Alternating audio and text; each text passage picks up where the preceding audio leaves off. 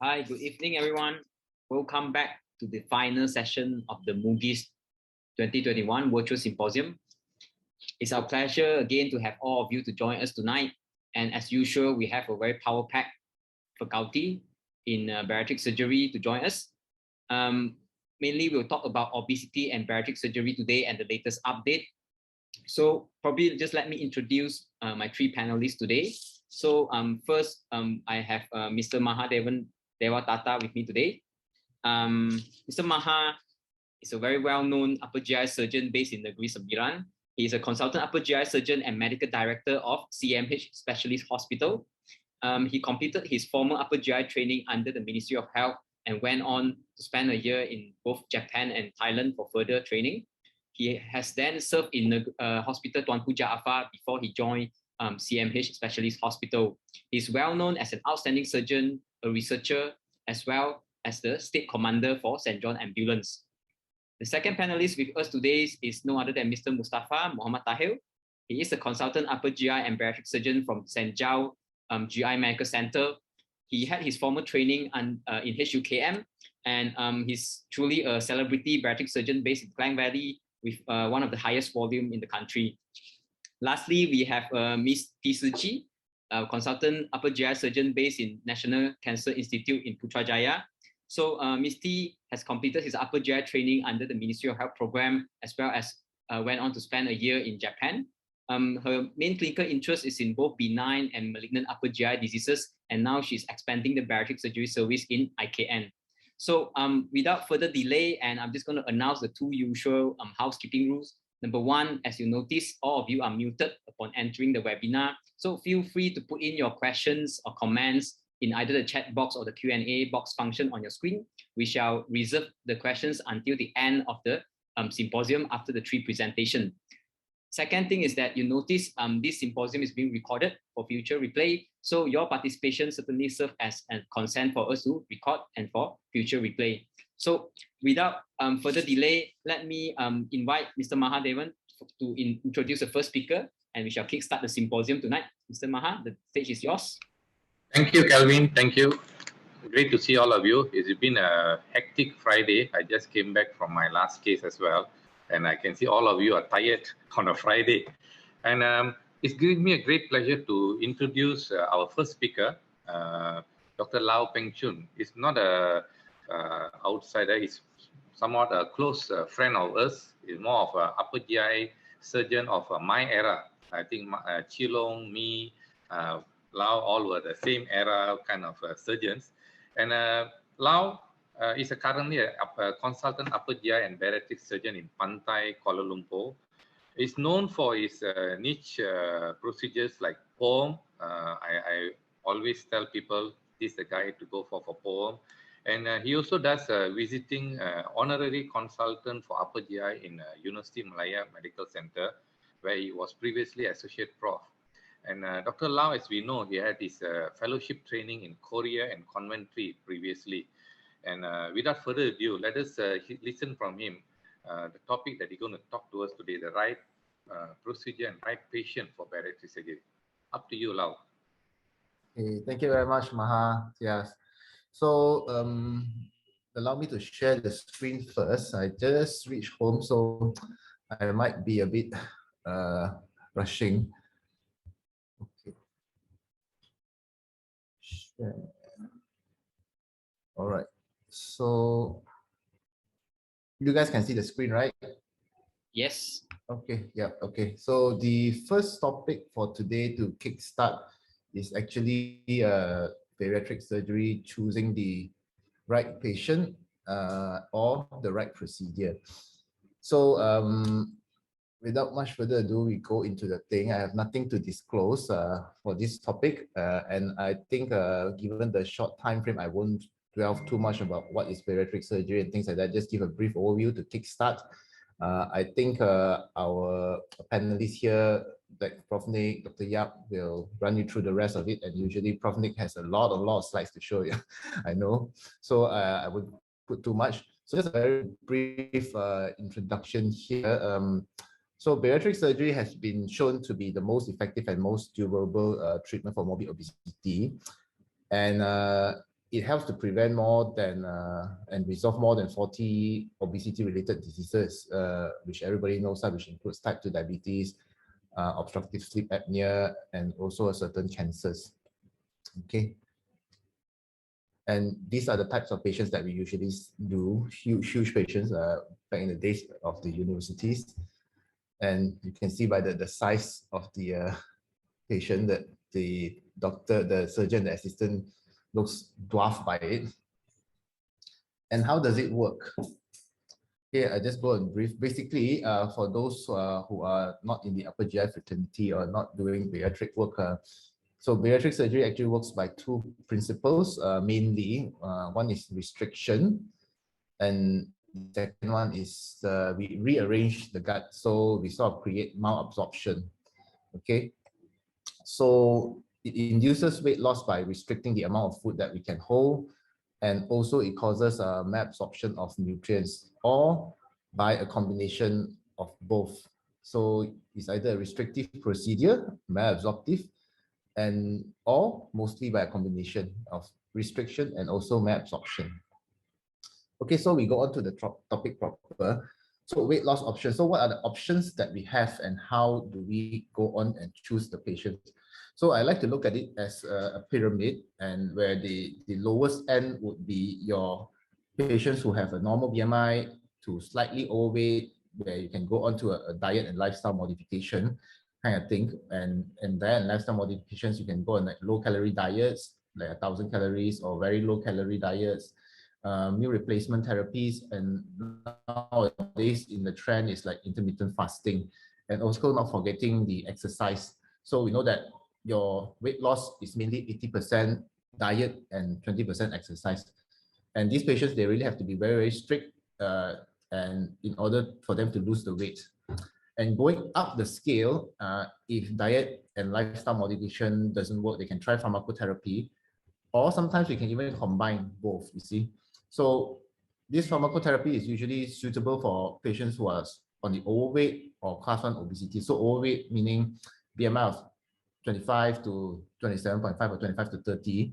In our Asian context, we always minus 2.5, or you can only use it up to class 1 obesity. Some might want to argue that you can use it in class 2, but most of the time for the higher BMIs, they tend to fail because the amount of weight loss you can achieve with pharmacotherapy is usually around 10% to 15%. Okay, so the newer drugs that we have now, or the ones that are really effective with a very good safety profile, the GLP-1, which are Liraglutide, and then the newer one which can last for a week is the semaglutide. Okay, going a bit higher up on the scale, after pharmacotherapy, we have endoscopic therapy. So endoscopic therapy also is suitable for those who are from class overweight all the way up to class 2 obesity. I mean, some people have even tried into class 3, but usually as it goes, it doesn't work as well. So what are the endoscopic therapy options that we have here? We have the very popular intragastric balloons, and recently the ellipse balloon has been introduced to our market. And I think Prof. Nick put in quite a lot of those until he showed that he got an award, right? The ingestible balloon. So you can either ingest it now, or you can use the endoscope to put it in. So those are intragastric balloons. You can also have the ESG, the endoscopic sleeve gastroplasty, where you plicate the stomach. Or the other newer procedure is the POSE, the primary obesity surgery endoliminal, where you plicate the fundus and also the antrum of the stomach to induce the function where you have a feeling of a fullness and you can fast for longer. And of course, going to our topic proper today, so we are probably going to look on all this is bariatric surgery. And bariatric surgery is indicated for class 3 obesity or class 2 with metabolic syndrome, or according to the IDF guidelines, in fact, for class 1 with metabolic syndrome, we can actually consider bariatric surgery. Okay, and there are various options available. I've listed some here, which I commonly do, but actually there are more than 10 to 20 procedures that is available in the market. Okay, so how do we choose what procedures to do? So if you were to choose, of course, you want to choose the most effective weight loss procedure, right? And what is the most effective weight loss procedure? The one that will induce the most weight loss. It will be this one, right? You need to switch with a biliopancreatic diversion. So we know that this one causes the best weight loss, best remission in diabetic rates. But if you look at the ASMBS data, the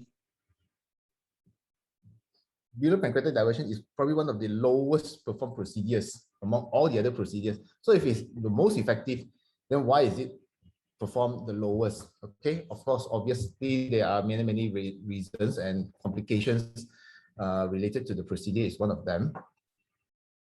So I like to look at it in this context where you have to look at the weight loss, the reactions, and you also want to look at the comorbidity resolution and also the choice of procedure. And of course, at the center of it, we have the patient as well. So the patient do have a choice to choose. Okay, so if you are in a setting where most patients are very well educated, they will usually come to you, they have read up already, then they will have made the decision, say, oh, look, doc, I want to do this procedure. If you are in the government hospital or in a more sort of like rural setting, most of the patients will come and ask you, doktor, tak apalah, doktor, pilih yang terbaik sajalah untuk kami. Okay, so then you have to look through all this and think which one you want to choose. Okay, so weight loss versus side effects, which one to choose? Okay, if you look at data, I won't show you a lot of data because I want to just run through it quickly. So if you look at the SMBOSS trial, this is a very large randomized controlled trial Swiss study. It shows that the early morbidity and the late morbidity, we know that it shows that the sleeve gastrectomy is actually much safer than the roux-en-y gastric bypass. And also the re-intervention rates for sleeve gastrectomy is much lower. Okay, so in this paper, we can conclude that sleeve gastrectomy has less complications than bypass. And if you want to consider complications, you have to also look at weight regain. Okay, there's such a thing known as weight regain or weight recidivism after surgery, and usually they tend to look at it after 5 years. So from this Indian group, it's a very large number of patients, 9,000 over, and they look at weight regain, and one of the definition was increase in 25% of lost weight from the NADE at 5 years. And if you look at the data, sleeve gastrectomy got quite a lot of weight regain from there. It's a 35%. And the mini gastric bypass obviously is the lowest. But however, if you look at the metabolic complications like low albumin level and low HB levels, the mini gastric bypass has a much higher rate of those at 5 years compared to a sleeve, because sleeve is mainly a restrictive procedure, whereas the MGB is mainly a malabsorptive procedure.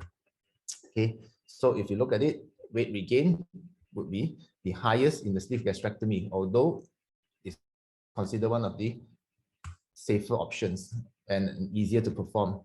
How about long-term efficacy of bariatric surgery for super obese?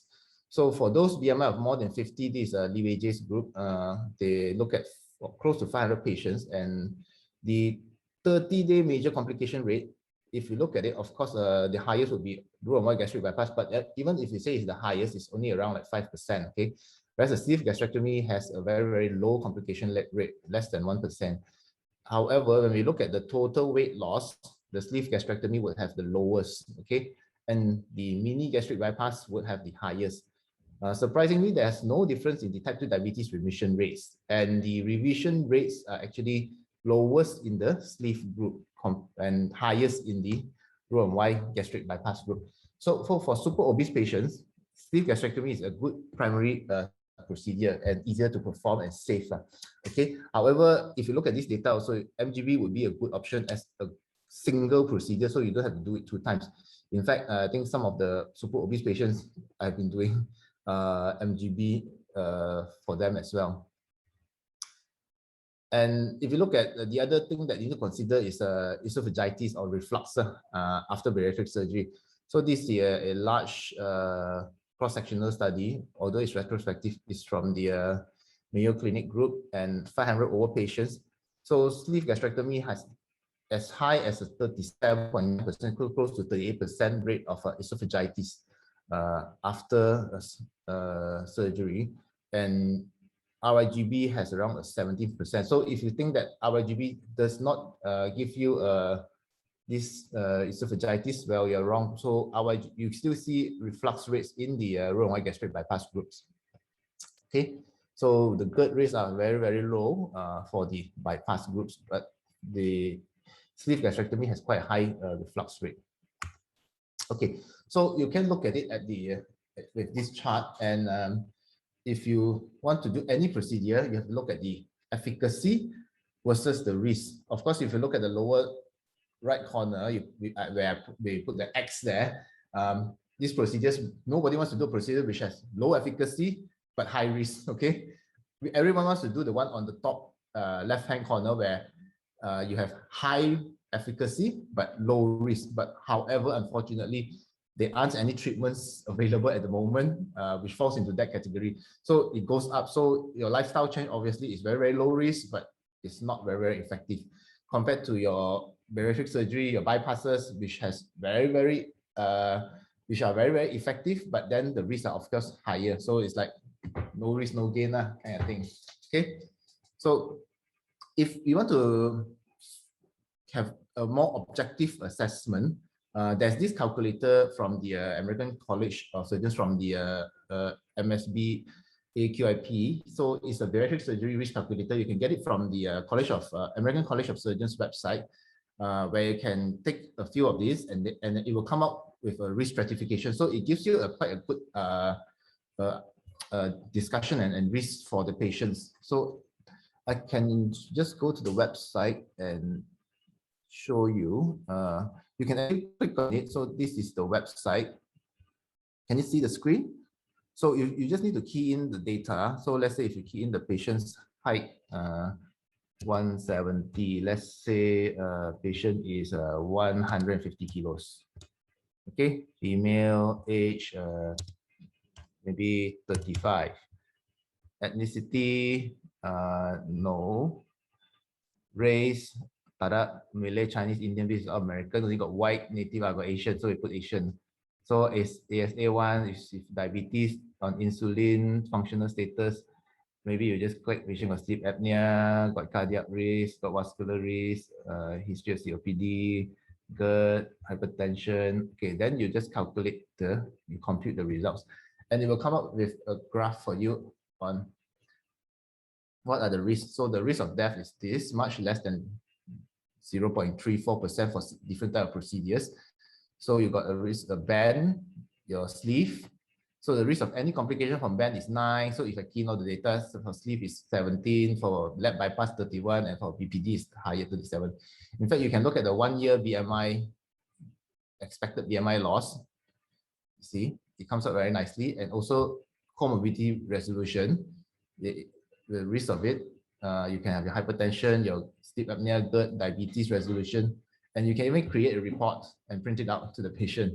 Okay, so this is an objective way to do it. That's one of the options. Okay, let's play the slide again. So coming back to the patient, so when we look at the data and all those, at the end of the day, the patient will sit in front of the clinic, and then they will ask you what surgery to do, and then you have to tailor it according to them. So you have to look at the point where, okay, what are the expectations of the patient? So what is the patient's weight? What is the BMI? So from there, you can consider what surgery to do. So higher BMI, you want to do a bypass. A lower BMI, probably you want to do a sleeve. The type of diet that the patient eats is also very important. If the patient is a sweet eater, they can cheat on a sleeve, so it might not be suitable for a sleeve.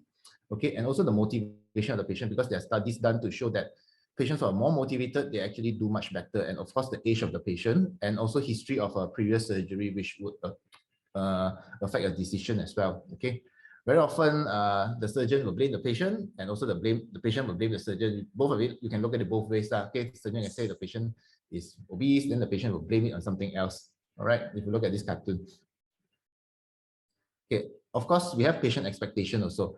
So we have to talk to the patient and make sure and tell them what to expect. Okay, so before we put the patient through surgery, they need to know that surgery is not a shortcut to getting thin. Okay, a lot of them have many ways to try to get thin, and then they think that okay, once they do a surgery, everything is settled. Okay, so usually I will tell our patients they need to understand that they will need to be able to accept these few things after the surgery.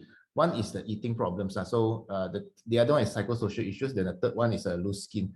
So eating problems. So we'll go to eating problems first. So the patient must be able to accept that after the surgery, they will be only eating a very, very small amount. Okay. These kinds of people, they used to eat a lot. They binge, they eat nasi lemak, they eat all the oily stuff.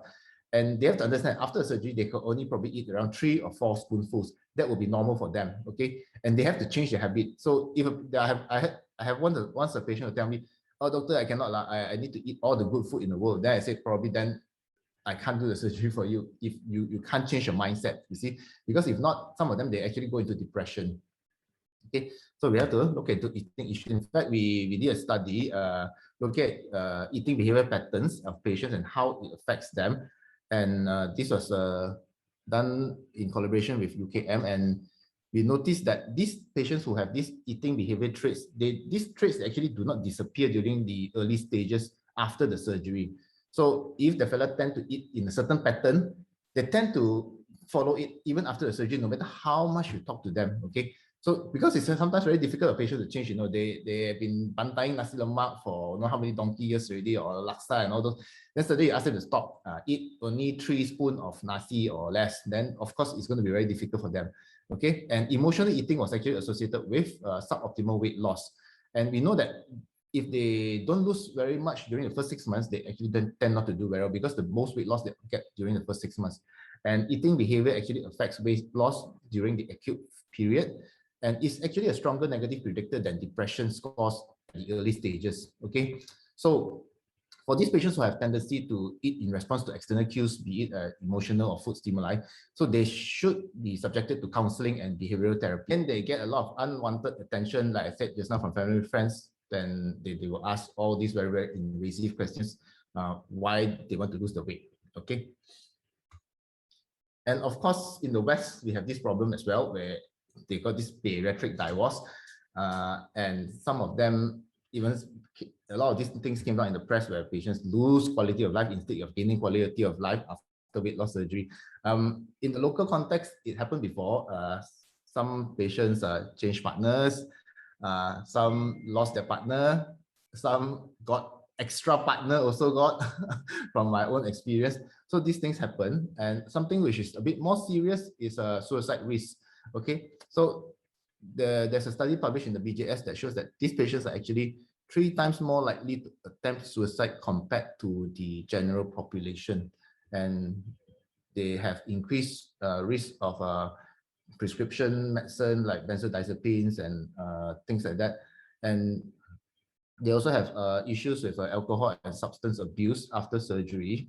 But this is in the Western population. I don't think we have data in the local population on this yet. It will be good to have the data on the local population. And the reasons for suicide is a pre-existing mental illness, because a lot of the patients, when they are big, they often have this undiagnosed or misdiagnosed mental illnesses, and they go into depression after the surgery. So there is actually quite a strong association between mental disorders and morbid obesity. And if they are unable to handle the intense lifestyle changes, especially the eating problems, so a lot of them thinking that, oh, after the surgery, they can go back to a normal life, they can eat as normally, and the body image change, then they may go into this depression. So it's very, very important to tell them that after the surgery, you will definitely not be able to eat like last time, especially in our country. We have so much food is everywhere. Okay, and they will get a lot of people questioning on their body image. Okay, so back when the days when we first started our bariatric surgery in UM, we used to send everyone to the psychiatrist or the psychology clinic, and to get this proper psychological assessment. But somehow in the local setting, we don't have a bariatric psychologist. So if you send to a psychiatrist, sometimes the psychiatrist will send back to you, oh, no psychiatric illness. Okay, but actually they do need to be properly assessed for that. In the UK, there is a proper bariatric psychologist to assess these patients before they actually go for surgery. So there's an MDT every patient that needs to go through surgery. So is the surgery safe or not? So that will be one of the questions of the patient.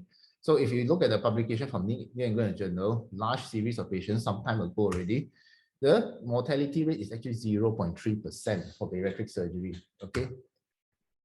And look at the number of procedures. This one is basically looking at bands and bypass. And another paper published in the Surgery for Obesity and Related Disease, 14646, more than 100,000 patients undergoing sleeve gastrectomy and RIGB, and the mortality rate is only 0.1% for sleeve gastrectomy, which is very, very low.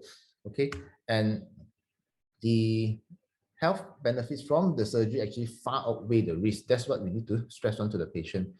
And over a 5-year period in the US data, it shows that the risk of bariatric surgery currently is no greater than the risk of the lab chole. All right, so we can tell the patient, look, if you want to go for surgery, your risk is similar to a lab chole, because the patient always asks, oh, what's the risk? How many percent? How many percent? So what do you mean by the percent? So you can tell them that you can put an analogy, say, okay, based on the US data, the risk is similar to a gallbladder surgery now. Okay, so what is the right procedure? In fact, there are more than 20 procedures now. I probably won't be able to put everything there. So these are the few procedures that we have available in the market. Some people will perform certain type of procedure more, and some people perform certain type of procedure less. So of course, we do have a surgeon factor to consider as well, you see. So the surgeon also, there's a bias towards the procedure, and also depends on the surgeon's comfort level of the procedure. So if you look for somebody maybe like me or Paul, then we will be biased towards MGB. So you say, hey, how come these two fellas doing a lot of MGB? If you look at somebody else, maybe they do a lot of row and wide gastric bypass, maybe Prof. Nick does a lot of row and gastric bypass. Okay, and then some surgeons will do a lot of sleeve. It's just how comfortable the surgeon is towards that procedure. And certain procedures where we are not really trained to do, then we won't usually offer that procedure anyway. So the surgeon must be able to do the procedure as well, okay, or must be comfortable offering the procedure, or the surgeon must have the confidence of doing the procedure or with the procedure, sorry. So how do I choose? Okay, we are coming to the end. So this one has no solid evidence. This is how my personal preference. So if the patients are extremes of age, if they are very, very young or very, very old, or they have no comorbidities, or the BMI is on the lower end, and they are not really a sweet eater, they don't have GERD, or smoker, smoker tend to have, they develop ulcers, or they have complex abdominal wall hernias, which we tend to see quite a bit because we also run the hernia clinic, and the hernia patients, most of them are obese. So we tell them, you lose weight first, so we offer them bariatric surgery first. So if they have complex hernias or they have previous scars, then all the patients choose to have it, then I'll usually offer a sleeve gastrectomy. Okay. One of the reasons is because if you have previous laparotomy, it'll be a hassle to do all the axial lysis and things like that. Okay. So you just do a sleeve and see how they do with the sleeve first. If they do very well with the sleeve, then very good. One procedure accepted already. Okay. If they tend not to do so, once they have lost the weight, initial weight, then they put them at a lower risk for a second procedure. Okay. Like I said just now, I'm a bit biased towards MGB. So if anything else, if patient got comorbidities and anything, but they do not have a hiatus hernia, I do MGB. If they do have a hiatus hernia, I believe a row and wide gastric bypass would be a better option to reduce the amount of reflux that they are going to get. Okay, so in conclusion, there is this no one procedure to fit all kind of thing. Okay, so it's tailored and individualized. And we have to look at the patient context and also the surgeon context. So what the surgeon can offer and what the patient wants. And also we have to look at the safety profile also. Okay, and also the education level of the patient. Some patients will ask you to choose for them.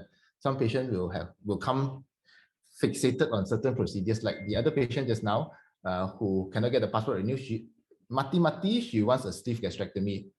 Even though after we did a scope for her, she has a hiatus hernia, she still wants a sleeve gastrectomy. So in the end, did a sleeve gastrectomy for her. After 6 months, she get very bad reflux. So I have to convert to a bypass also. So the patient still got the right to choose, but as long as you tell the patient that, look, these are the things that you may go through, the patient make an informed decision, then that's actually fine. Okay, so we need to carry out a proper discussion between the surgeon and the patient to manage expectation on both parties. Okay, so with that, I think I conclude my talk, and I'm happy to take questions towards the end. Okay. Okay, thank you very much, Professor Lau. I think you over covered the whole topic, and we went to the details. But the passport issue, this one, I never came through it. So I hope I hope one day I can solve it out. Okay, thank you. That was really actually in great details, and I think you covered quite well. Whether we come to the question at the end of the session. Next, I will go to our next good friend. Mr. Yip Chilong, actually, he is another fellow, the man of the minimal invasive surgery with great interest in upper GI, benign, malignant, and bariatric surgery. Mr. Yip, he finished his, after he finished his study in Malaya, he got a good fellowship from the UK and the United States. I would rather than go further with the new topic is non-surgical option for obesity treatment. Mr. Yip, it's all yours. Thank you very much. Okay, thank you very much, Mustafa, for your introduction. Let me share the screen first. I'm sorry. Let me try again. Okay. Okay. Good evening, ladies and gentlemen. I hope you all can see my slides. Can you all confirm that? Yes. Okay, that's great. Okay, the task given to me this evening is to talk about this topic, non-surgical options in our obesity treatment. I must admit that this is not my favorite topic. Being a surgeon myself, I believe most of the audience here are surgeons. We like to do things. We like to do things, number one, because we are surgeons, and also we somehow believe that surgeries, I personally also feel that surgeries will bring more benefit and advantages to the patient in terms of this problem. I think as correctly brought out by Dr. Lau earlier, he did mention a few about non-surgical options. I have nothing to disclose. So quite frequently that some patients came to my clinic and asked me, even though they know that I'm a surgeon, the question that they asked me is, if I do not wish for surgery, what should I eat to lose weight? So sometimes this kind of question really surprised me, because for somebody who is obese and overweight, the eating should be the last thing that they should think of, especially to cure the problem. So, but when you think carefully, what they are hoping for is actually a magic pill. And at the end of the day, I bluntly tell them that there's no magic pill to solve their problem. When we look through the anti-obesity agents that are available in our country, when we search anti-obesity agents in MIMS, Malaysia, there are at least about 13 medications available and described in MIMS. But I must say that I only have experience using Saxenda and Zenecal. I will not go through all the medication, but I will focus these 5 medications. I'm focusing these 5 medications because there are more established data on these 5 medications, and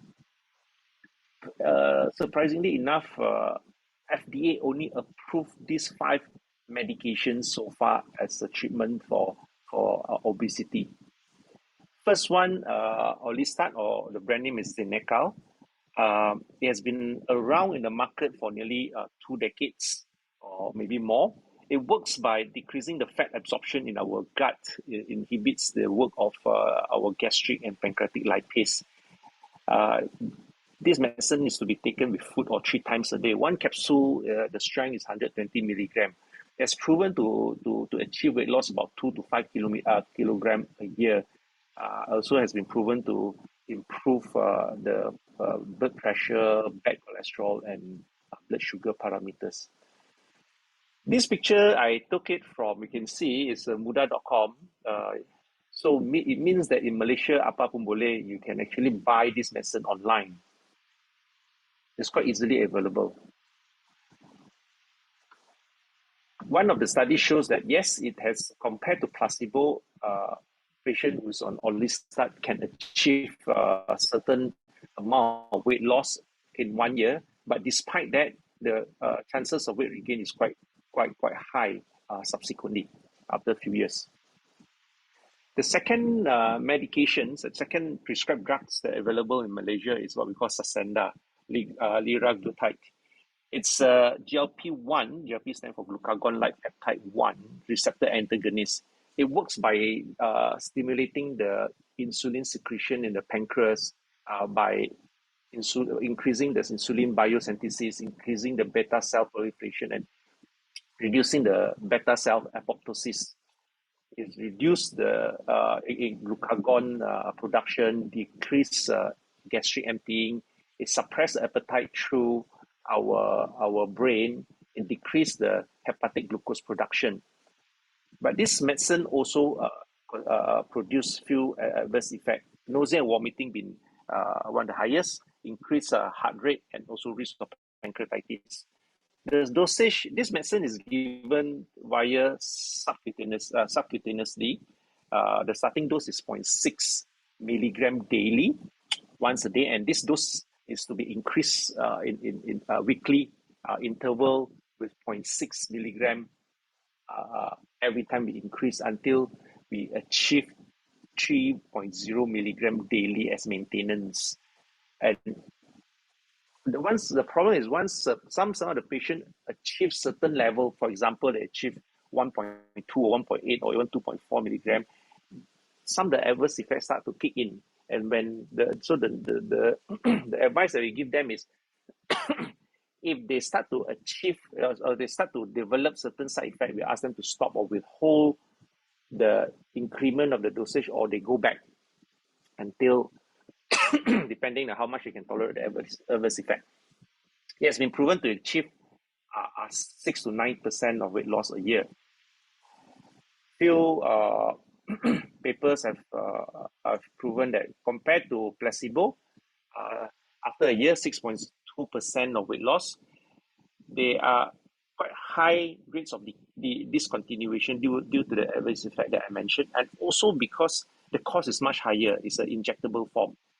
Obviously, the weight loss is also proven to be higher than Orlistat, but less than this medication that I'm going to mention, leucemia. It came in quite big in terms of marketing and advertisement. Saxenda does have its own website. So next, I want to bring to attention is a medication called Contrave. It's a combination of these two medications. Bupropion is an antidepressant. It helps to decrease appetite. Naltrexone is actually an opioid antagonist. It's used to antagonize the opioid. Also used in alcohol addiction and also as well as a cigarette cessation. It helps to curb hunger and food craving. With combination of these two medications, it works synergistically in our brain, and from this it promotes satiety, reduce food intake, and enhance energy expenditure. These medications are not easily available in Malaysia, but I know some institution, for example, in my institution,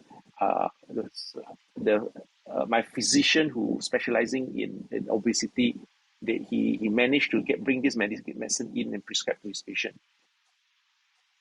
There are quite a bit of data on this medicine. It has proven to reduce weight and maintenance throughout 1 year, and also improve all the comorbidities parameters, namely the diabetes, the sugar level, the cholesterol level, as well as the blood pressure. This is how it looks like. The fourth one, leucemia. The first component is a combination of components of two medicine. Phentermine, it works by suppressing the appetite, increasing the metabolism because it's a symptomatic agent. Topiramate is a neurotransmitter. It helps to to mediate the appetite suppression and also enhance the satiety. They have done their own research. Obviously, they have compared with placebo. Weight loss percentage can be as high as 10%. This comes with different strength. So it comes with different strength. And this is currently it's not available in Malaysia yet. Another new kids on the block, it's semaglutide. It's a GLP-1 agonist, same like Saxenda. And this was just approved for just released recently. You say this is a news released by FDA. It has been, this is the first anti-obesity medication released by FDA after 7 years, since 2014. Again, they come in with a strong marketing and advertisement. They have their own website too. And the difference between this medication and Saxenda is that obviously the component is different, and the injection is, the dosage is to be given once a week instead of daily. I mentioned just now, it's a GLP-1 receptor antagonist.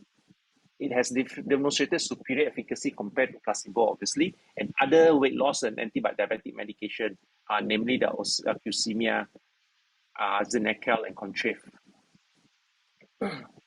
So when we look through all these medications, when we read their instruction, all this medication mention the same thing. This medicine is used together with diet and exercise. Or the other way of mentioning it is this medicine is only an adjunct to reduce calorie diet, and exercise, meaning that even with this medication, the patient still need to practice a healthy lifestyle, reduce calorie intake and exercise. Without this, all this medication will not work. How about endoscopic weight loss procedure? I'm just going to highlight 4 procedures: intragastric balloon, aspire assist, endoscopic sleeve, gastric sleeve, and Botox. All this endoscopic procedure has proven that to achieve better weight loss than medications, but not as much as bariatric surgery. Gastric balloon, I think most of us know. Basically, we place a saline filled silicone balloon into the stomach. There are many ways of filling it, but the latest one, the brand, we do not have to do endoscopy, is swallowable or ingestible. Like I mentioned, it's a saline balloon placed in the stomach to limit the amount of food someone can eat. It acts like a space occupying lesion in our stomach. It's temporary, it's reversible solution. The duration is range from 4 to 12 months depending on the brand. Expected weight loss, according to some of the data, is up to 30% over a year. The side effects, abdominal pain, nausea, vomiting, gas, belching, and bloating. Some of the brand claim that the mean weight loss can be up to 14 kilogram after 3 months, or up to 20-something kilogram after 6 months. Spats is also another brand available locally, up to 16 and half a year, or 24 kilogram after 1 year. Aluron is new, not quite new, but it's been available for quite some time. Formerly known as Eclipse. They come with a program, with a very strict program of a diet plan for them. They claim that patient can reduce up to 15% weight loss after 16 years. Like I said, the advantage here is there's no endoscopy. Patient just need to swallow a pill. Gastric balloon, what are the complications? Pain, 1/3 of them. Nausea, also very common, 30%. GERD, gastric ulcer, 2%, rather low. Balloon migration, 1.4%, also low. Bowel obstruction, 0.3%, very, very low. Perforation, very low. Death, not 0, but very, very, very low. Spontaneous deflation, 6%. Early balloon removal, because of all those adverse effects, up to 10%, but some of the center even reported up to 20 to 30% for non-related, ulcer-related intolerance. The problem with gastric balloon is weight regain after removal. So as high as 75%, meaning that 3 3/4 of them has this problem after removal. Second one is device, what we call, I don't think it's available in Malaysia at this moment. It's called Aspire Assist device. If you look at this picture, it looks like our gastrostomy. So there's a tube connecting from the stomach into the skin, and it acts by releasing or venting gastrostomy. So patient can eat as much as they want, and they can aspirate approximately about 30% of their ingested calories after meal. And this has been approved by FDA about 5 years ago. The mean percentage of weight loss in one of the paper, they involved 200 participants. The mean total weight loss can be as high as nearly 30% up to 4 years. There's also a clinically significant reduction in HbA1c, lipids level, and as well as the blood pressure. Complication, Barrett bumpers, and there's one case among the 201 participants of peritonitis, which was treated conservatively just with antibiotic, and patient recovered. Endoscopic sleeve, just quickly show you a video. The endoscopic sleeve gastroplasty is Basically, a the non-invasive endoscopy is endoscopic trying to procedure do what designed to reduce laparoscopic gastric volume. sleeve, This gastrectomy animation or provides gastric an plication overview of the latest technique. that we do A coagulation laparoscopically. device, such as the argon plasma coagulator, is used to mark the anterior and posterior walls of the stomach along the greater curve. This creates a guideline for the first outer row of sutures. The first row of full-thickness stitches is placed from distal to proximal. A running triangular suture pattern So the suturing alternates is from done anterior wall, intraluminal greater curve, to placate the posterior stomach. wall, and is repeated for 5 to 6 bites. The anchor is then released and the stitching sequence is cinched tight. The triangular pattern is repeated. A total of 5 to 6 triangular running stitches are repeated in this first row. This suture pattern is designed to maximize the reduction in stomach volume and foreshorten the greater curve. A secondary inner row of interrupted or running stitches is placed following the lesser curve to create the sleeve effect. These plications extend up to the gastroesophageal junction just below the Z-line. So this is a restrictive procedure. So I said they are trying to mimic the gastric plication or sleeve gastrectomy. It's a relatively new technique. Early data shows that it's more superior than gastric balloon and obviously the behavioral therapy, but it's still inferior to sleeve gastrectomy laparoscopically. So more data is needed. Lastly, I want to highlight is gastric Botox injection. It was first reported about nearly 2 decades ago. Rolnick reported in 2003. He claimed that the patient achieved weight loss about nearly 9%. How it works is Botox is injected in the stomach muscle. It decreases the stomach contraction, so it slows down the digestion, slow down the gastric emptying.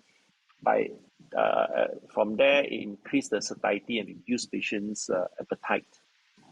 Last year, Bulan Kaya reported there's nearly about 100 patients. On average, they achieve about 9 kilograms of weight loss, and there's a clear sensation of appetite reduction. However, again, this is a rather new technique and more data are needed. So Dr. Lau just showed this diagram as well.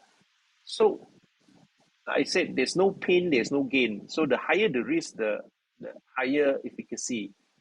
So that in this top right corner, that's where the surgery is. So non-surgical treatment belong to this side, the lower left corner, lower efficacy and lower risk, and that's where non-surgical treatment is. So, ladies and gentlemen, I just want to highlight my conclusion. The treatment of obesity entails the weight loss and weight loss maintenance. The complications of obesity are resolved with weight loss and maintenance, but currently non-surgical treatments are usually effective in starting or inducing the weight loss, but weight loss maintenance are only achieved if treatments are continued in long term. Weight regain or return of complication are the norm if the treatment stop. So yes, non-surgical treatment has proven to be effective in inducing weight loss, but weight loss maintenance is a problem once this treatment is stopped. So with this, I would like to end my presentation. Thank you very much. Thanks, Dr. Yap, for giving us such a great summary on non-surgical options for obesity patients. Indeed, I think non-surgical options is not an easy topic for us because we are really more familiar with all the sleeve and also bypasses. So now let us welcome our last speaker of the day and also our last speaker for MUGIS 2021 Virtual Symposium, Professor Nick Rizakosai. He's a consultant upper GI and metabolic surgeon. He's currently heading the upper GI, minimally invasive surgery, bariatric surgery unit in National University of Malaysia.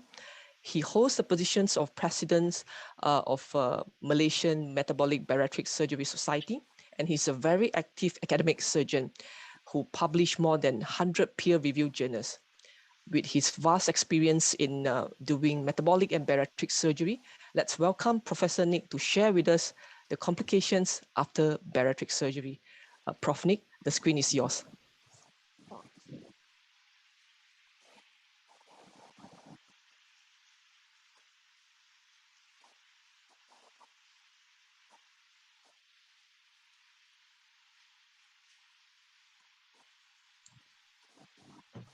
Can you hear me? Yes, Prof, we can hear you.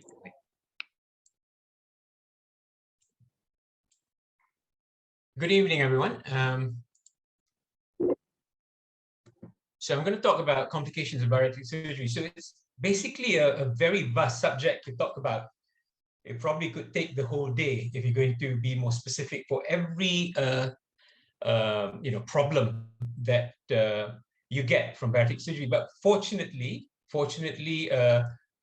it's quite a rare occurrence. But you do get and see the complications on and off. So just pass the objective here. So basically, the National Health and Mobility Survey back in 2019 has shown that our country is in a dire strait, where virtually half of the population is either obese or overweight, and significant non-communicable disease risk attached to each of these patients, in particular diabetes, with 1 in 5 of the Malaysian population has diabetes. So we actually have a patient and procedural selection for bariatric and metabolic surgery in Malaysia, which was published in MGM this year. It's I think about 2 or 3 page only, so it's not really a CPG. We hope that we're going to come up with a proper CPG, but this is just a Malaysian consensus. And in here, it comes with some of the important thing that we need to know about bariatric surgery and what we should and should not do in Malaysia. And one of them is indication for bariatric surgery.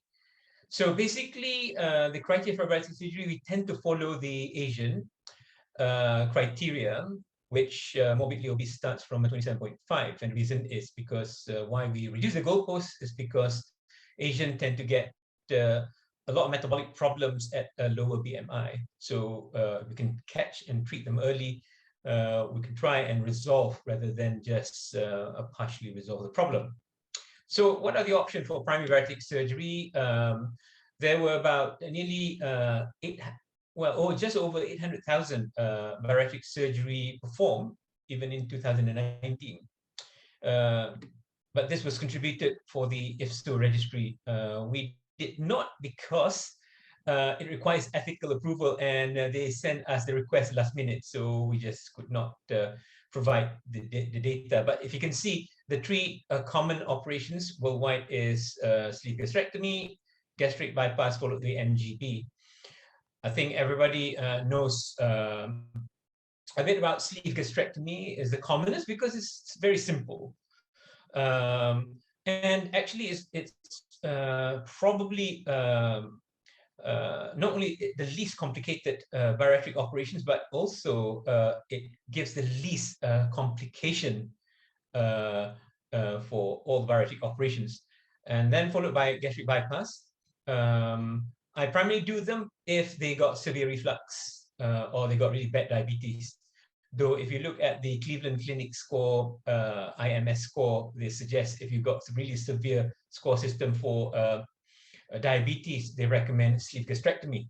But I always do a C-peptide. If the C-peptide high, I will still go for a bypass operation, either ROIGB or MGB. So in this case, and for MGB, it is essential that you always have to measure the whole length of the small intestine to ensure that you don't leave a short bowel syndrome. So then, then there is the sleeve plus procedure.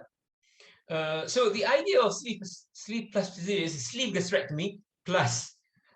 I'm giving, for example, during a switch, you got the simplified version, which is the SADI. Or you got the SASI and sleeve DJB and sleeve PJB. And the reason why there are modifications is because these are some of the reasons. I'm not going to go too much in it, but primarily to reduce reflux, to resolve marginal arthro problem and dumping problems, which bypass get them. But the problem is because we do sleeve, there's always a risk of reflux, and because of the short common channel, the risk of nutritional problem arise. So obviously, the other option for doing sleeve plus is for revisional purposes. Now, of course, with variation of surgery comes with variational complications. So what are the complications? Now, very important, early recognition is critical. Okay. I'm just going to speak just on behalf of two commonest type of bariatric surgery, because this alone already comprised a lot of possible complications. So what are the typical complications? You got the mechanical, metabolic, and nutritional, psychological, and general complications like chest infection, PE, and DVT. But I'm just going to focus more on mechanical and mechanical, metabolic, and lastly, nutritional. So let's start with bypass because it's more interesting and complex, hence they come with more complications. So the acute complications of bypass are anastomotic leak, okay? So the incidence is about 0.7 to 5%, but the mortality tends to double or triple. And if you don't manage them properly or manage them late. So these are the typical symptoms, just like any sepsis. It starts with SIRS, and then you get SIRS symptoms, and you get sepsis, and then eventually septic shock if you leave it late. So this is why EIC is very important. So these are the risk factors for leaks. Okay, the important ones are the older you are. Chronic renal failure definitely increase the risk of leak.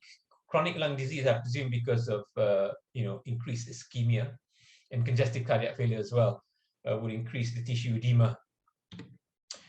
These are the classification of leak, but this was devised primarily for a sleeve leak because you can see actually the staple line region for superior, middle, and inferior.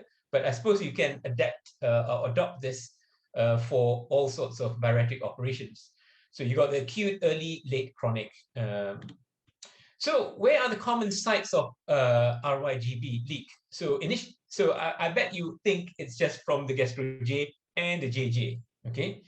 From my experience, I've done a lot of Roux-en gastric bypass. The only experience that I have leaks are from gastro-J. None of described here I have experienced. But nevertheless, these are the possible sites. In the past, they actually remove the gastric remnant, so hence you get the possible leak from the duodenal stump. So if you look at the leak rate and mortality, jejunal anastomosis normally tend to present a bit later, and you got bile leak, and hence you get bile sanification of peritonitis. Hence, this is why it caused 1/3 or 33.3% mortality. So it's caused the highest mortality because of bile peritonitis. So management again, resuscitation, sepsis control, nutrition, and definitive planning, just like any fistulas. Okay, So like any fistula, you need to drain it, divert it, and exclude it. So the commonest way of excluding it in my experience is either stenting or clipping it. But these are some of the options that you can do for leaks, lavage with primary repair, lavage with gastrostomy.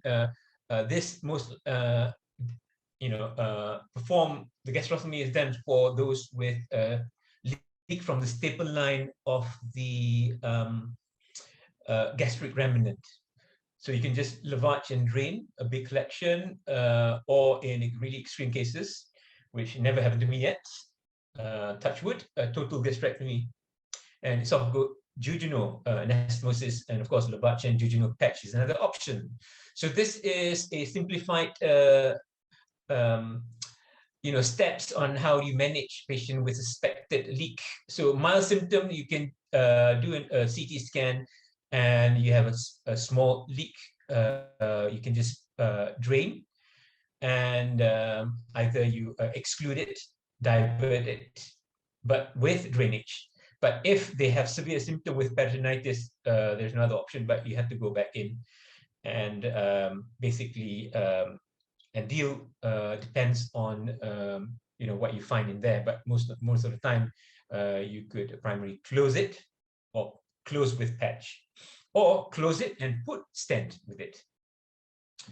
Now, one of the recommendation is stricture. So gastro-J stricture causes distal obstruction, hence you get pressurized gastric pouch and you get leaks. So if you get stricture, it's recommended you do a balloon dilatation.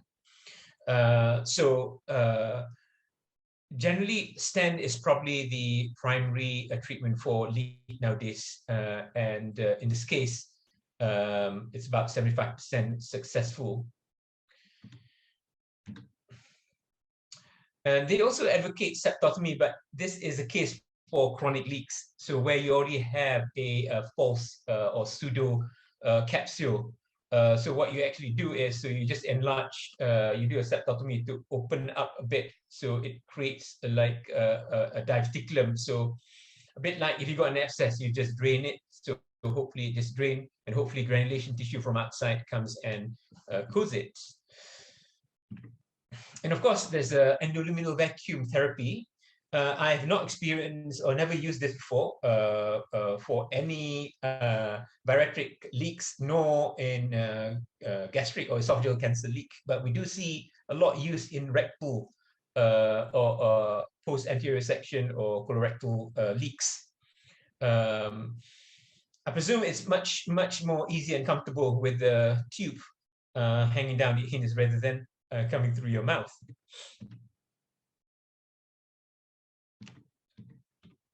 So let's talk about managing complications of gastric bypass, the chronic complications. So these are the range of chronic complications.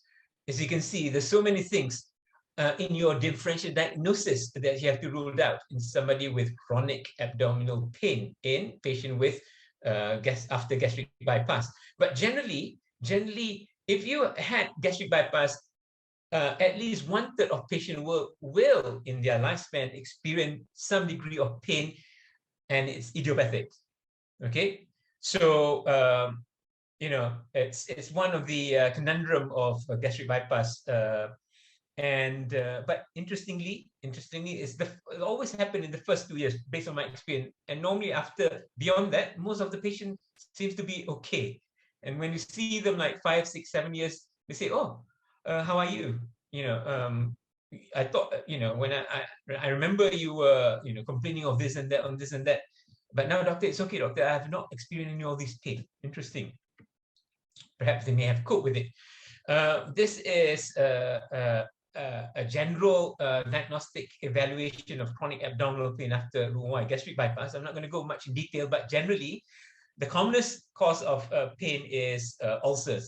So normally what we tend to do, I always do scope first, and then followed by CT scan, which could rule out a lot of differential diagnosis. And most of the time you will find it. And also make sure that, because cholelithiasis is quite common after gastric bypass, make sure that you don't just rely on CT scan. because you have radiolucence. Majority of gallstones are radiolucent, so you must always do an ultrasound scan to ensure that you don't miss cholelithiasis. Again, numerous causes for chronic abdominal pain, but there are also metabolic, physiological, and behavioral, and nutritional and functional problems. Okay, so marginal ulcer. I'm just going to talk a bit on marginal ulcer because it's probably, from my point of view, the commonest cause of chronic abdominal pain in pulmonary gastric bypass. The incidence ranges from 0.6 to 16%. These are the typical symptoms, and the majority will always complain of epigastric pain. And when you suspect marginal ulcers, just do an endoscopy, and you'll find your proof there. So what actually increase the correlation of ulcers after gastric bypass? This study showed that if you increase the length of a pouch, and presumably with the increase of length, you increase the capacity of acid production from the parietal cell, it increased the risk by 14%. However, a longer pouch does not correlate with weight loss. So I tend to consistently do a 5 centimeter pouch, because one is you want to give a bit of comfort to the patient, give them some satiety effect, rather than you do a micro pouch of 2 centimeter. If you have a problem with a pouch, if you don't have much length to play around anymore. Okay, circular stapler also increase the risk of marginal ulcer. I always do with endo-GIA. So the risk of marginal ulcer tend to occur highest in diabetics, smokers, patient who takes non-steroidal, and steroids, plus length of gastric pouch. So if you do smoke or take all of these medication, then you are more at risk and you have to stop. Or preferably, if you have all these problems, especially smokers, I'm trying to avoid, or a patient really needs to be on non-steroidal long-term or steroids, I try to avoid doing a gastric bypass, either mini gastric bypass or room-wide gastric bypass. So these are the possible causes of marginal ulcers. But one of the interesting causes is gastric fistula. Now, it's very important when you staple the pouch on the longitudinal stapler, make sure that you tunnel it behind the fundus site to ensure that you completely transect, because otherwise you leave a gastric fistula. Even though the incidence is very small, it can cause a lot of problem. And the two commonest causes will be ulcers and weight recidivism. Okay, so the best diagnosis is you can do a contrast study or a CT with contrast, and the best treatment would be endoclipping, and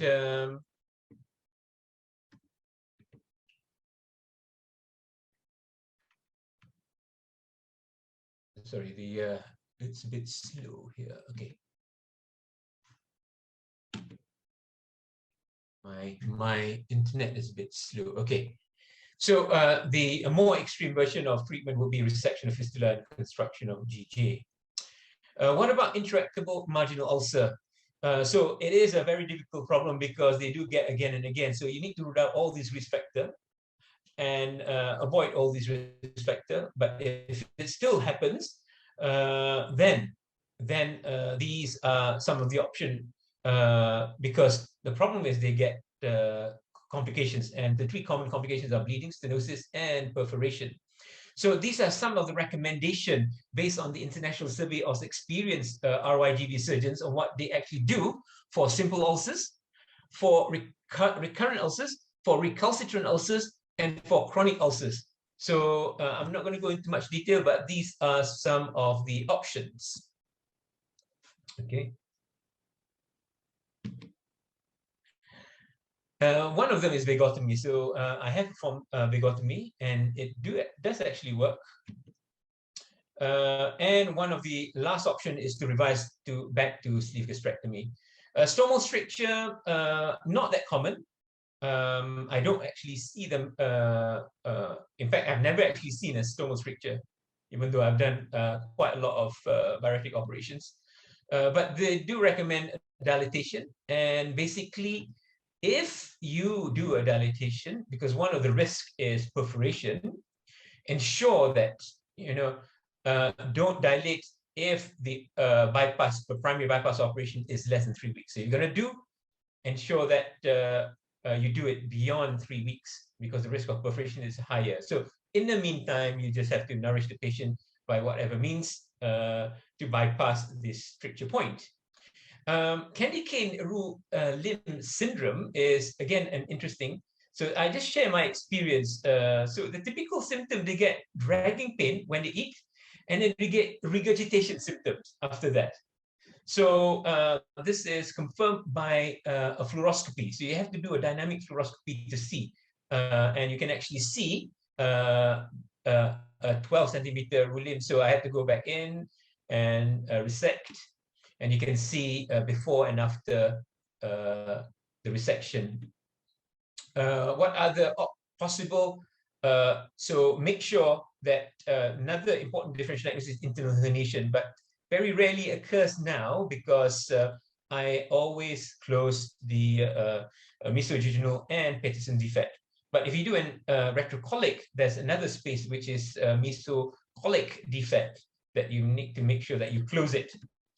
And generally, there are at least 8 typical CT features of internal herniation, but the typical 2 features is the whirlpool sign or hurricane sign, and you can see small bowel dilatation because of the acute obstruction it causes. So basically, all studies showed that if you close internal hernia, if you close these defects, it reduced the internal hernia rate from 11% to 0.1%. So a 100-fold reduction. So, it's just a no-brainer that if you got a hole, you close it, then you shouldn't get internal herniation.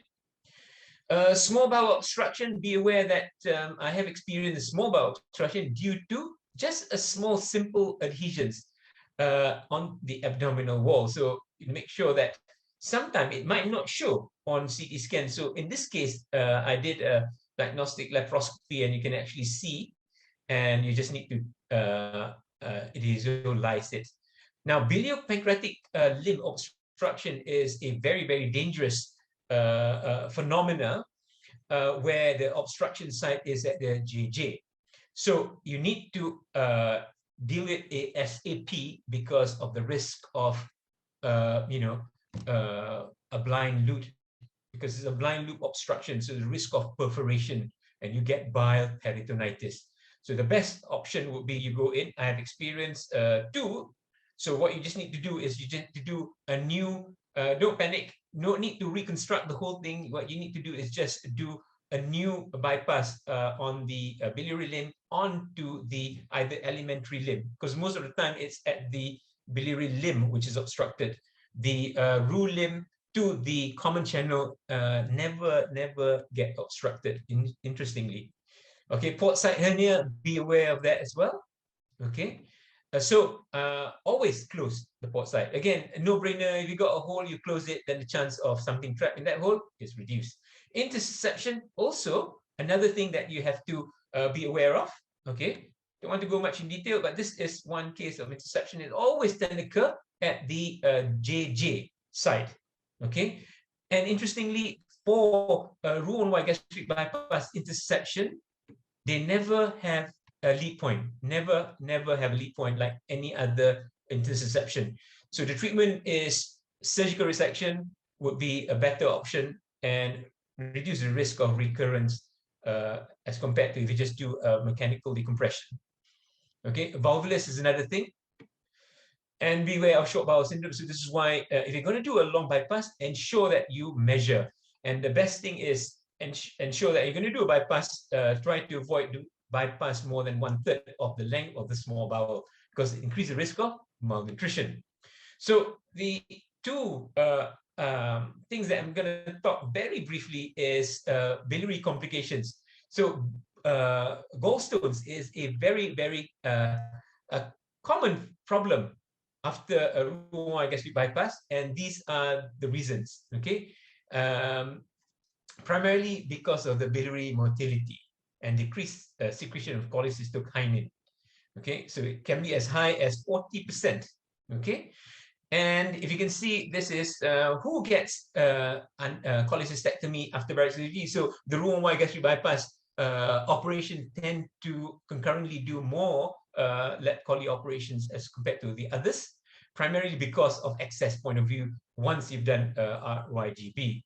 In case you get cholecystectomy and you won't be able to do ERCP. Okay, should prophylactic cholecystectomy be offered? So it is, it is controversial, but normally I don't if they don't get a symptom. But if they do have symptoms, I do. But I always do in patients with a Roux-en-Y gastric bypass just to make things easier in case they do get the problem, especially those small stones. But post bariatric surgery, if you put them on sodium oxycholic acid, it do reduce the risk of gallstone formation after a 1 year follow-up. Okay, so nephrolithiasis is another thing, primarily because you drink less. Okay, and the other hypothesis is because of increase in high urinary oxalate, hypocytrasuria, and decreased urine volume. I'm not going to go too much in there. Okay, dumping syndrome is another problem. Virtually, I would say everybody do get a degree of dumping syndrome purely because there is no valve between the pouch and the jejunum. Okay, I mean, for trainees, you just need to know what the difference between early and late dumping syndrome. Okay, early is primarily volume shift. Late is hyperinsulinemia causing hypoglycemia. So they result in mechanical symptoms and vasomotor symptoms. Stuttgart score is one of the objective score systems do and use for a dumping syndrome. You can do a provocative test, and you can actually see increase in hematocrit because of the volume shift. But the best treatment for dumping is just dietary modifications. Simple. What you need to do is you just need to eat more, less volume, frequently, slowly, less carbs, and if possible, fiber, high fiber. So it slows down the movement. Okay. But if you do get still you get quite severe dumping syndrome, these are the options. So acarbose blocks the alpha glucosidase inhibitor, so it reduces the absorption of glucose, hence reduction of spike of insulin. You can give anti-secretagogue, which is somatostatin, and you can try exendin, which is an antagonist to GLP-1. Okay, but in very, very rare circumstances where the production of insulin is too high and stimulate a condition called nisidioblastosis or blastoma, which is a benign tumor of the beta cell, then you end up needing pancreatic resection, which obviously I never experienced. I don't think I will ever experience. Hope so. So if you can see, the amount of problems from bariatric surgery is just so many. I hope you bear because it's interesting.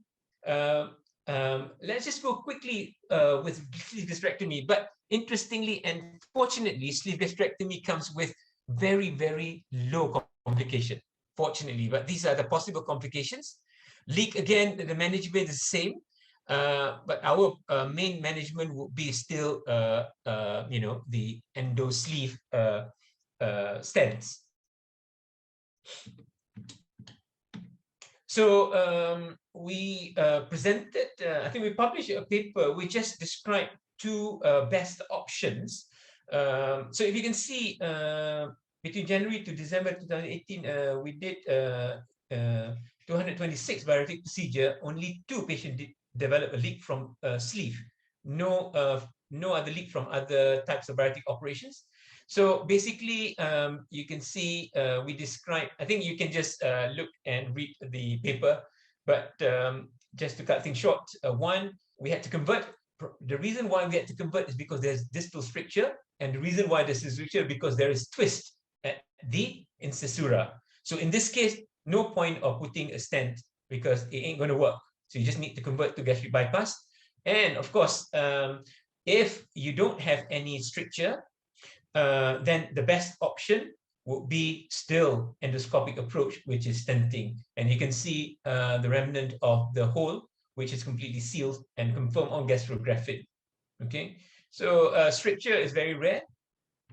Again, basically, the treatment for stricture would be, again, dilatation or balloon dilatation primarily. So you can see the interesting amount that we see in UKM from the past, the old ones, but I think the newer generations of sleeve surgeons are doing the right thing. These are from patients from 10 to 15 years ago. So you can see a lot of different variations in terms of anomalies from sleeve gastrectomies. Okay, as this is another problem when you have incisura stricture. This is a case where we tried dilatation 3 times, put stent twice, it didn't work. So incisura dilatation, you just have to convert it to room-wide gastric bypass. Bleeding, basically a very, very, very rare occurrence. I always, if you have staple line, I always give them as they need to give 1 gram or 2 grams of tranexamic acid. Normally it stops. Okay, but the general recommendation is using buttress reinforcement, reduce the risk of bleeding, but I normally just do over sewing with momentum that helps. Now, a very important problem after sleeve, okay, is gastroesophageal reflux disease. It can be as high as 23%, okay, which leads to, even grade D esophagitis, ultimately chronically end up with a stricture. And the point I'm giving this slide is because of the belt effect. Obesity is the reason why people get reflux, full stop. And the answer I will tell you later, okay? The pros and cons of doing sleeve gastrectomy in somebody with GERD, okay? So half says and describe from papers that they improve reflux. Half said they don't improve reflux and make reflux worse, hence they recommend do a bypass from the start, okay? So what I'm going to do is, I'm just going to share 2 important studies. So, because what if somebody has reflux, but we do a sleeve gastrectomy, okay, would adding hiatal hernia repair, okay, helps? So there's only 2 randomized trials. One is this one, and one is the one that we just submitted to obesity surgery. Now, this study is just to see if you repair versus no repair in patient with hiatal hernia. The only problem is they use a GI questionnaire. So it's very non-specific, which we changed, okay? We did a similar study, okay? But we used the GERD specific questionnaire. And interestingly, okay, so based from our study, okay, the only exclusion criteria is grade 4. So grade 4, you always have to repair, so you can't randomize it. Is we followed the patient up to 3 years. So what we find is, based on this, the conclusion is, one is when they lose weight, okay, the reflux gets better, full stop, okay? So only in the 1st and 2nd year in class 3 obese patient, okay, it's beneficial if you repair the hiatal hernia, because if you look at 3 years, whether it's class 2 or class 3, or whether it's grade 2 or grade 3 Hill's classification of whether we repair or not, there is no significant difference. So our hypothesis is whatever it is, if you lose weight, the reflux get better anyway. But if you have a big hiatal hernia, if you're going to do a sleeve, I think it's best just to repair it. Okay, so this is just the modification. Just a few more slides left. Okay, this is one of the problem when patient, one of the commonest cause of reflux is you get a redundant fundus. So it's very essential when you do sleeve gastrectomy, do it properly, and you need to make sure that you dissect the short gastric vessel completely. Okay, so that you mobilize the posterior short gastric, the lateral short gastric, and the anterior short gastric so that you mobilize the fundus completely, so you resect the fundus. Otherwise, you leave a big fundus, they get reflux with quite bad volume regurgitation. So in this case, we resect the, because the patient did not want conversion to bypass, we did just a resection of the fundus, and it did help the reflux, and we did repair the hiatal hernia. So last on my slide, I promise, nearly finished already. I promise, nearly finished. I know Kelvin is just very, looks a bit edgy now, okay? So malnutrition in post-bariatric is worth mentioning, okay? Now, it's very important just to know that the longer bypass it is, the higher the risk of nutritional deficiency, because this diagram says it all. All the micronutrients, macronutrients, vitamins are generally absorbed in the duodenum and the proximal jejunum, okay? So if you bypass, you do a long bypass, without doubt, you will get these deficiency. But generally, the four commonest problem they get is 1, iron deficiency, B12 deficiency, and folic acid deficiency. These are all related to acid secretion. So you get reduction of acid secretion, you get reduction of these micronutrients. And the last one is calcium. Okay, so protein deficiency, we very rarely see in Rule 1 gastric bypass or even mini gastric bypass, because I do less than 200 centimeter mini gastric bypass, or 100 BPL and RY Rule limb bypass. So we rarely get protein deficiency, but virtually all get micronutrients deficiency, all the four substances that I showed, I mentioned just now. So this is just a guideline of what you should do, what sort of test you should do, and what sort of basically supplement you should give, either prophylactically or as a treatment. So these are the schedule what they actually recommend. So actually, if you really do your things in detail, these are the things that you should be checking in patients after bariatric surgery, in particular bypasses type operation or sleeve with sleeve plus. Okay, so as mentioned, anemia, B12 deficiency, and iron deficiency, in comparison in the study between sleeve gastrectomy, the higher odds for getting deficiency occurs more in the bypass group.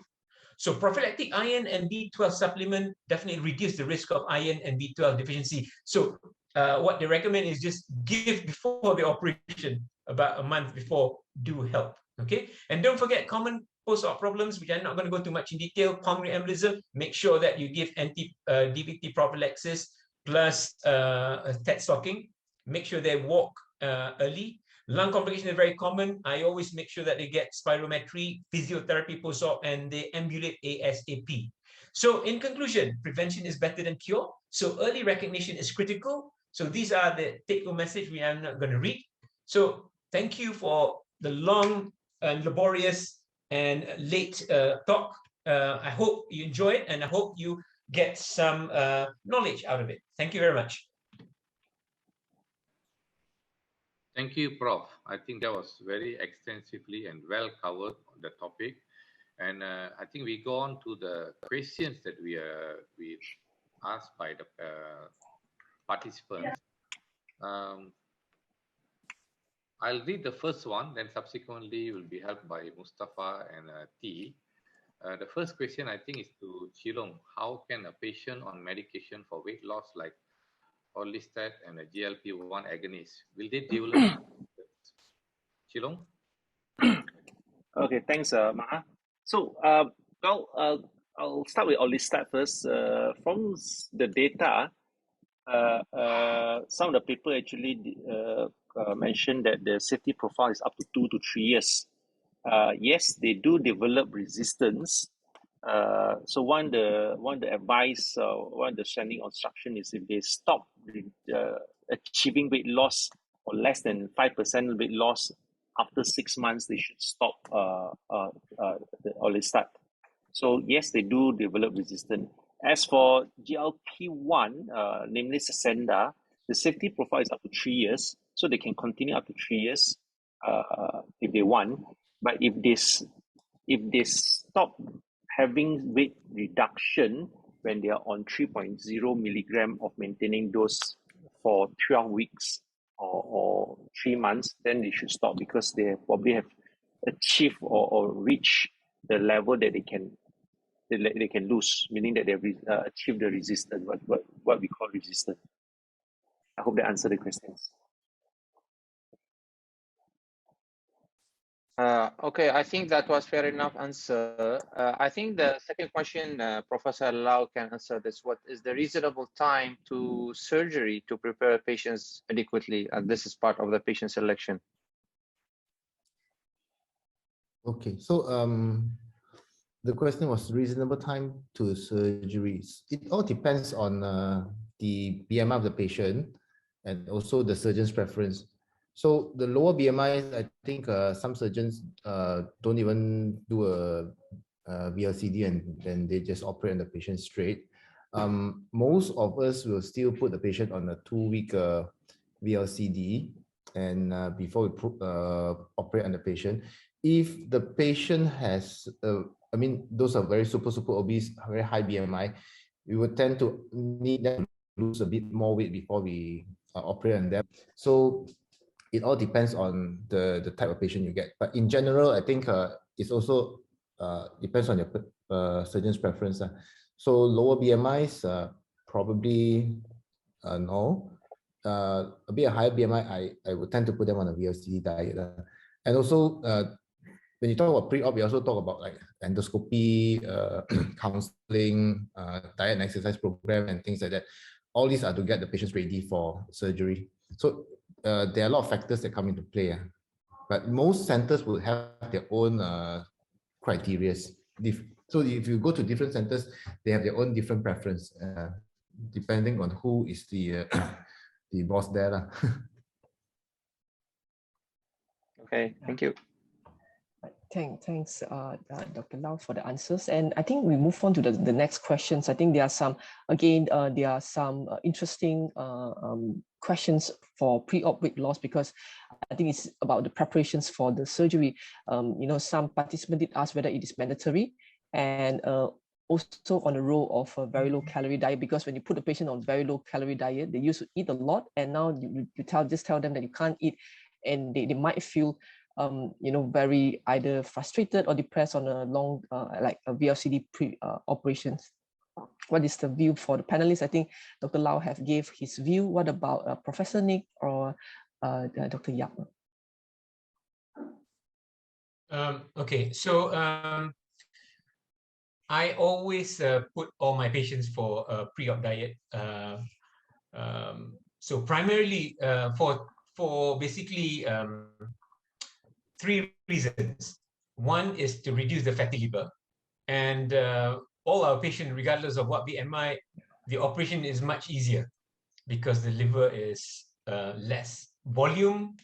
And of course, I always put them on Legalon. Somehow it works. Okay, but we actually have shown that if they take omega-3 fatty acids, we did a randomized trial which compared between VLCD versus omega-3 fatty acids in looking at lung volumetry with MRI scan. We published that paper. Actually, if you don't like VLCD, because not all people like complete meal replacement with either Optifast or Glucina, and the worst is Myotin, then they can just take omega-3 fatty acids once daily, which I suppose works similarly with Legalon. So one of the reasons is to reduce the fatty liver. Number 2 is reduce the visceral fat, so give me more space and help my operation. Number 3 is as a preparation for post-op diet, because all my patients always start 2 weeks post-op with liquid diet, followed by another 2 diet, and then followed by another 2 weeks of soft diet, and after surgery. So you get a seamless transition from 4 weeks before the operation and 4 to 6 weeks after the operation. But having said that, there are certain exceptions. If the BMI is, then you can reduce the duration because longer you put patient on VLCD, they just cheat. They just cheat. Full stop.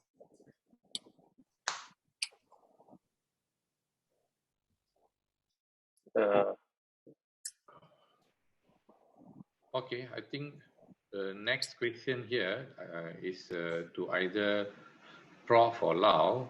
Do you often do sleeve and keep the second surgery for those plateauing weight loss? Okay, I think I can take that first. So what I do is, you're talking about the super obese, right? I think I don't know who asked, but I think this is the... Yeah, if they're talking about the super obese, you mean as a bridging procedure, right? You can do a sleeve as a bridging procedure. I used to do that, but sometimes nowadays I just do an MGB because it's similar to doing a sleeve, and then we just do a single anastomosis for that. But if the patient is very, very obese, you can do a sleeve first, and then after that, if they do lose very, very good weight, then you don't have to convert to a bypass already. Or if the weight loss stagnates and they want to get further weight loss, yeah, there's still an option to convert to a bypass. So sleeve is actually quite a good primary procedure. And as Prof. Nick showed just now, the complication rates from sleeve actually very, very low. So as a primary procedure, it's actually a good procedure to start off with.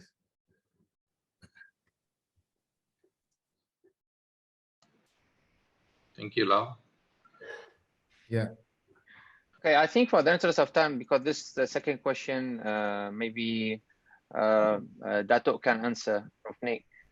Does sleeve gastrectomy have similar weight loss and resolution of diabetes in comparison to RYGB, which I think was already answered partially this question, which I think there are two different questions, but if we have a different idea about it, was.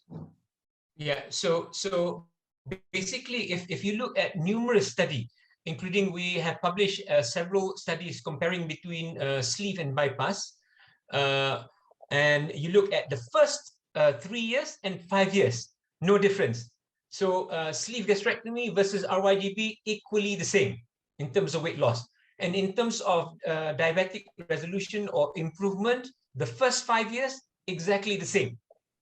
But when you look at data beyond 5 years, then the durability in terms of weight loss maintenance and diabetic resolution maintenance, bypass wins, full stop.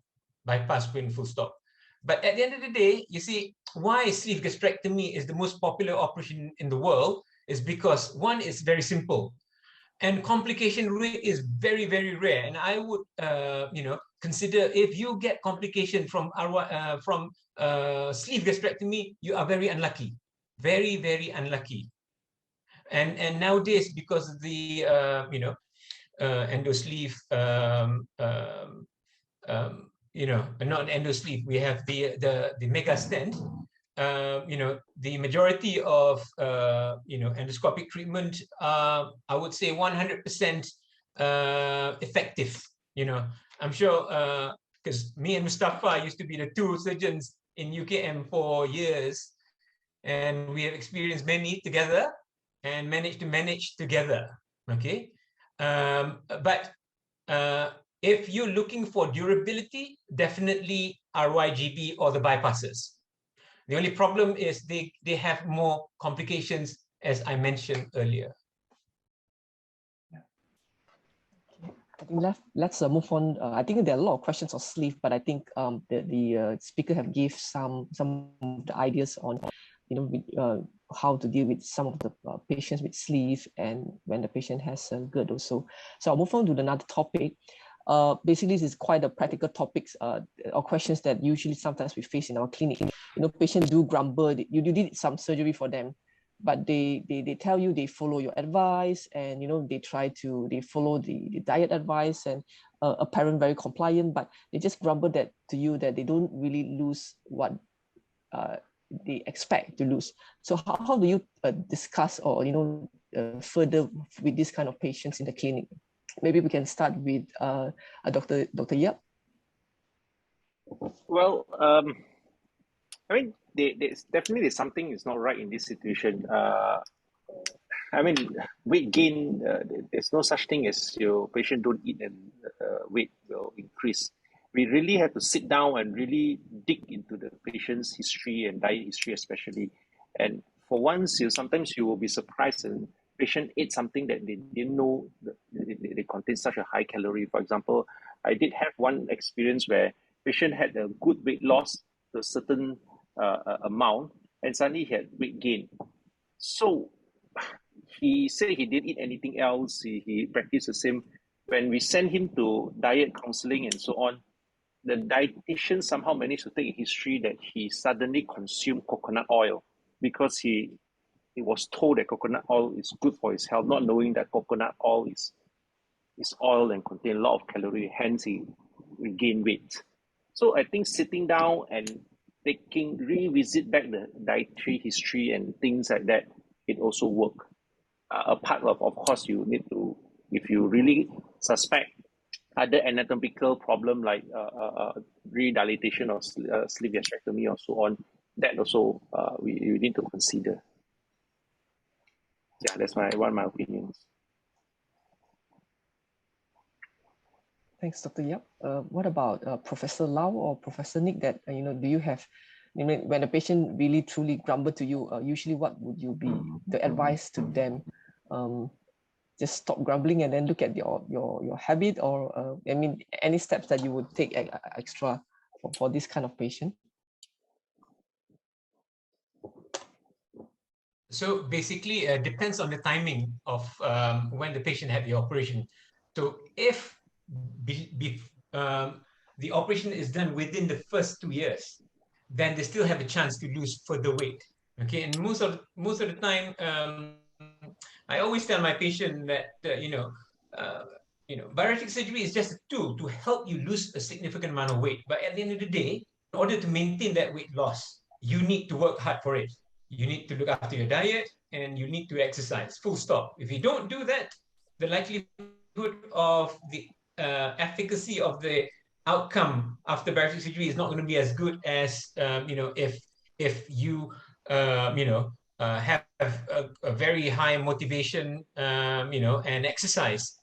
But if it's beyond 2 years, then it's can be considered sort of like irreparable, because two things that you need to look at. One is their habits. It's very difficult to break bad habits. So most of these patients, they say, doctor, for sure, when you do a restrictive operation or the restrictive component or the bypass, you will be taking definitely less volume than what you were taking before. So why they ask me, I still am not losing weight, or my weight just stagnate.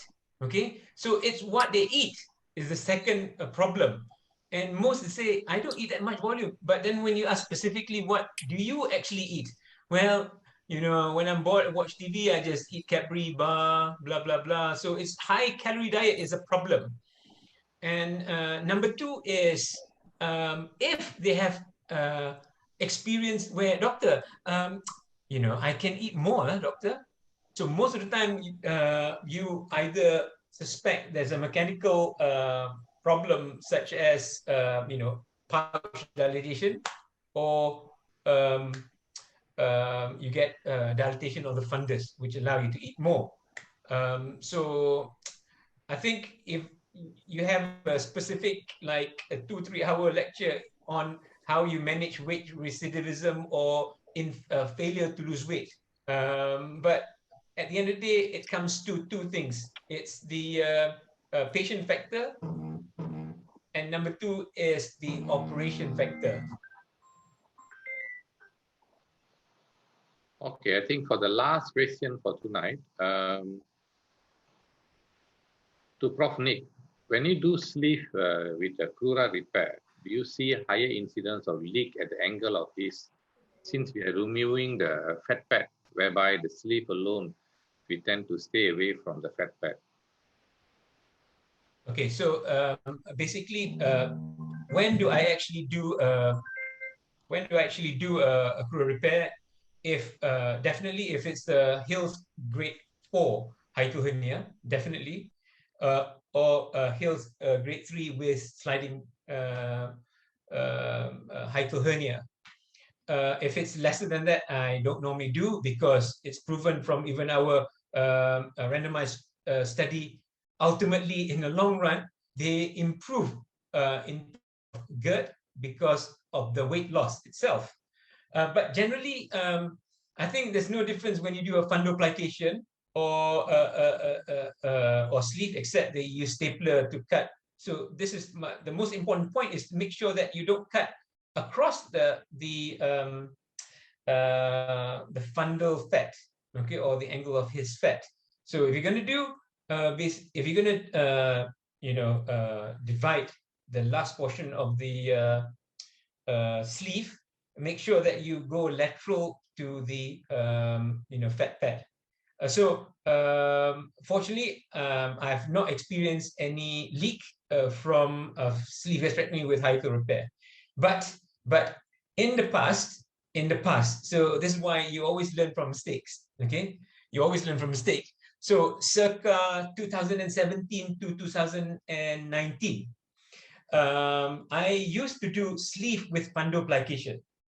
Sleeve with fundoplication as an alternative to Roux-en-Y gastric bypass for patient with severe reflux.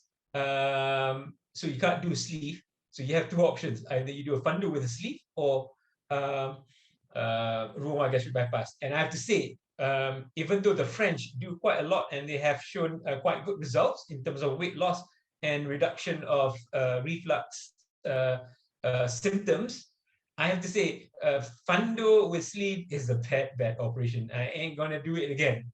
I have a series of nearly 50 cases.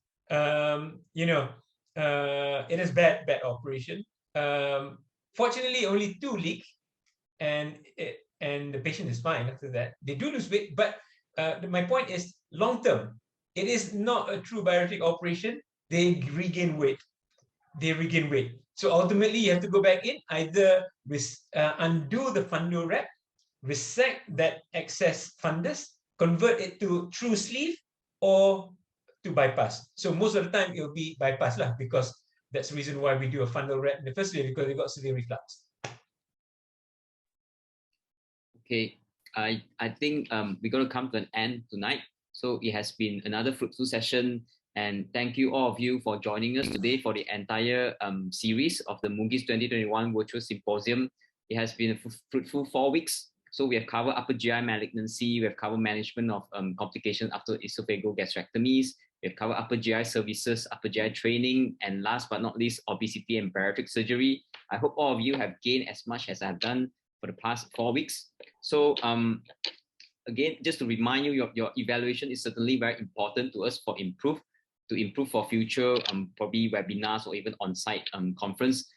Please feedback to us via the online evaluation form, and an e-certificate will be given to you via email after the conclusion of the symposium. Those of you that have attended previous live sessions and even today's live session will be given the e-certificate, and all the recorded version of the symposium will be put up on MUGIS YouTube. So to join us on our MUGIS YouTube, our MUGIS Facebook, and even can sign up as a MUGIS member on our website. And so we shall announce for any future activities. Well, we know that webinars and virtual symposium has been a trend for the past 2 years, and we really hope that we can meet you on site. Probably next year we should have an on-site MUGIS conference, maybe Q3, Q4 of 2022. So lastly, again, a big thank you to the faculty tonight. A big thank you to MUGIS and to my team in HPP who has been working at the back over the past 4 weeks to set things up. Okay. And also a big thank you to our 7 major sponsors, and of course to all of the participants that have joined us live every week.